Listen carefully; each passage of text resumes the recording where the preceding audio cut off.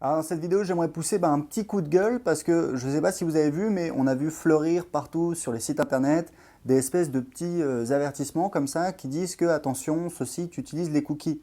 Donc en fait, vous en tant qu'utilisateur, c'est galère parce que dès qu'on arrive sur un site, il faut cliquer sur oui, j'accepte, machin, sinon on a le bandeau qui reste affiché.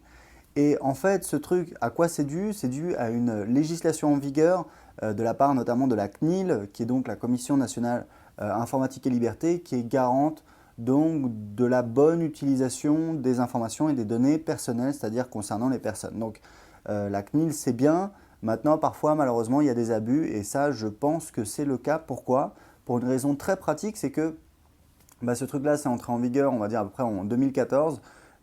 Et en fait, ça faisait des années que les gens utilisaient des sites internet qui emploient des cookies et il n'y avait aucun problème. Alors un cookie, c'est quoi? Un cookie, c'est juste un tout petit fichier. En fait, c'est un fichier qui contient généralement un code et ce code, en fait, il permet de vous identifier sur le site internet. C'est-à-dire que quand vous arrivez sur le site, en fait, ils envoient ce petit fichier sur votre ordinateur, ce qui est totalement, on va dire, légal. Enfin, c'est la technologie d'Internet qui a été réalisée comme ça à la base, justement pour permettre au site Internet de mieux s'adapter, de reconnaître un petit peu les utilisateurs qui revenaient. Puisqu'en fait, l'idée, c'est quoi? L'idée, c'est qu'ils mettent ce petit fichier sur votre navigateur, sur votre ordinateur. Il y a plein de sites qui font ça et c'est tout à fait normal.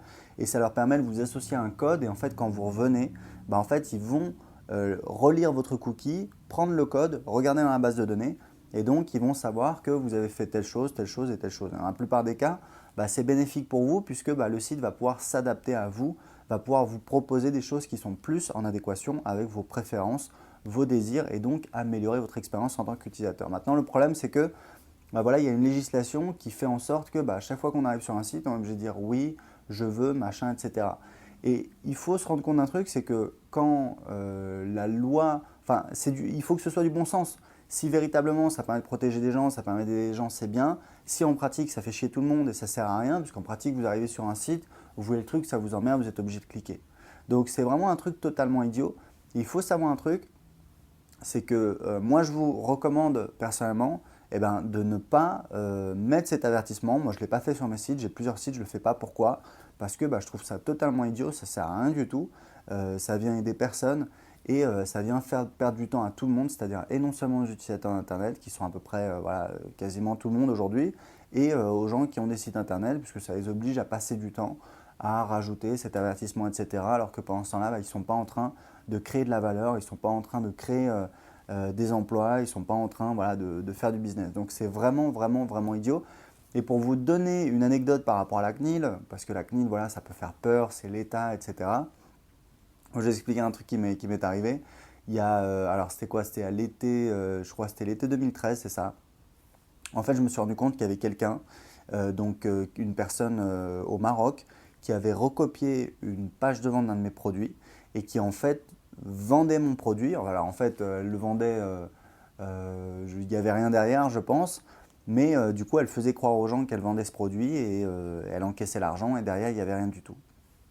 Et ce qui s'est passé, c'est qu'en fait, moi, j'ai reçu un courrier de la CNIL, alors un courrier, je pense en courrier simple, je ne crois pas que c'était un recommandé, pour me dire, parce qu'en fait, ce qui s'est passé, c'est qu'il y avait des gens qui s'inscrivaient sur la liste email de cette personne, et après, ils recevaient des relances, des relances, des relances, et du coup, il y a quelqu'un qui a dit à la CNIL, mais j'ai essayé de me désabonner, c'était impossible, cette personne-là, elle continue de me relancer. Et donc, cette personne-là, évidemment, elle usurpait mon nom.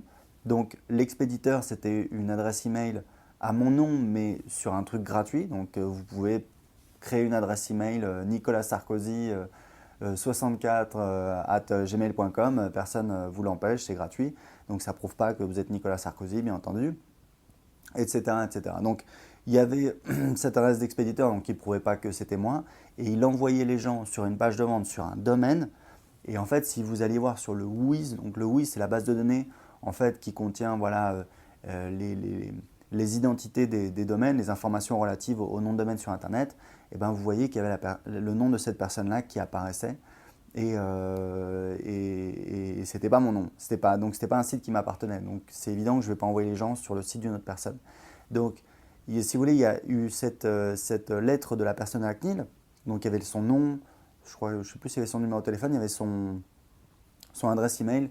et je crois qu'il demandait une réponse, etc. Donc moi, j'ai envoyé un email à cette personne en lui disant, bah, écoutez, regardez, voilà, si vous allez voir sur le Wiz, vous verrez que ce n'est pas un site à moi, et voilà.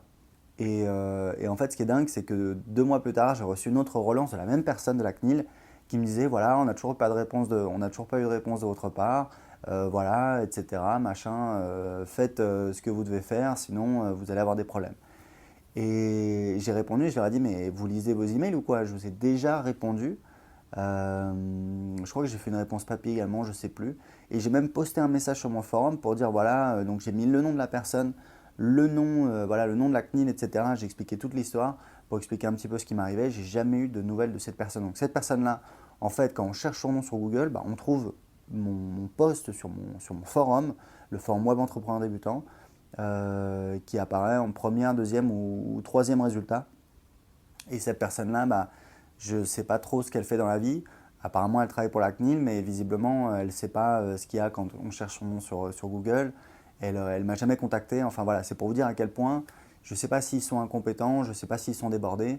Tout ça pour vous dire que voilà, la CNIL, ce n'est pas un rouleau compresseur qui va vous détruire si vous n'avez pas l'avertissement sur votre site. Donc moi, je vous recommande plutôt vous concentrer sur votre business, le fait de créer de la valeur et pas de perdre votre temps avec des obligations légales comme ça. Il y a un minimum d'obligations légales à respecter, les mentions légales, voilà, les CGV si vous vendez des produits, les conditions générales de vente. Après, pour le reste, ça ne sert à rien de céder à la dernière mode.